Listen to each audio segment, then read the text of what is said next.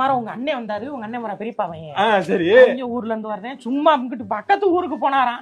அது நம்ம வீட்டுக்கு சின்ன பிள்ளை இருக்குல்ல, டக்குன்னு பாத்துட்டு சிவகங்கை மாஸ்டர் பேக்கரியில இறங்கி 5 பப்ஸ், அப்புறம் டோர்னட்டா அது ஒரு 5 வாங்கிட்டு, ஐயா கிழமை இருக்காருல்ல, அவருக்கு மெல்ல முடியாதுன்னு சொல்லி 1/4 கிலோ அல்வா வாங்கிட்டு, ஒவ்வொருத்தருக்கும் என்ன வேணும்னு கேட்டு வாங்கிட்டு வர்றாரு. எல்லாம் வாங்கிக்கிட்டு இப்படியே வர்றாரு, கை பூரா பொருள்,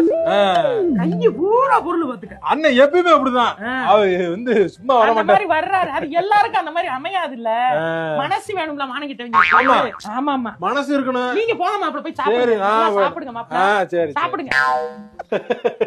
எங்க அண்ணன் வந்திருக்கான் போல, நிறைய வாங்கிட்டு வந்திருக்கான் போல, கண்ட கடையில எங்க லூசாங்க நீங்க, இன்னும் இவ்வளவு மென்டலா இருக்கீங்க, ஒண்ணு கூட ஒரு கூரே இல்லைங்க உங்களுக்கு. என்ன சிரிச்சுதானே பேசிட்டு இருந்தாங்க, சிரிச்சுக்கிட்டே குத்தி காட்டுறாங்க. நீங்க வெறுங்கையோட வர்றீங்க, உப்பு கிட்டவங்க ஒண்ணு வாங்கிட்டு வரல, உங்க அண்ணன் அதை வாங்கிட்டு வந்து, இன்னும் இப்படி கேனையா இருந்தீங்கன்னா எப்படி நீங்க வாங்கிட்டு வந்து போங்க, ஏதாவது வாங்கிட்டு வாங்க போங்க.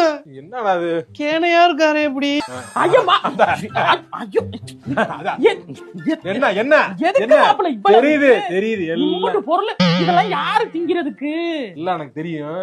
முதல்ல லூஸ் மாதிரி விட்டுட்டேன், இந்தாங்க. இதுக்கப்புறம் நான் வெறுங்கை வச்சுட்டு வரவே மாட்டேன். எதுக்குமா இல்லையா வாங்கி வைக்க சின்ன பிள்ளையே இவ்வளவா? போங்க போங்க, பரவாயில்ல போங்க போங்க, சாப்பிடவா? இங்கதான் எங்களுக்கு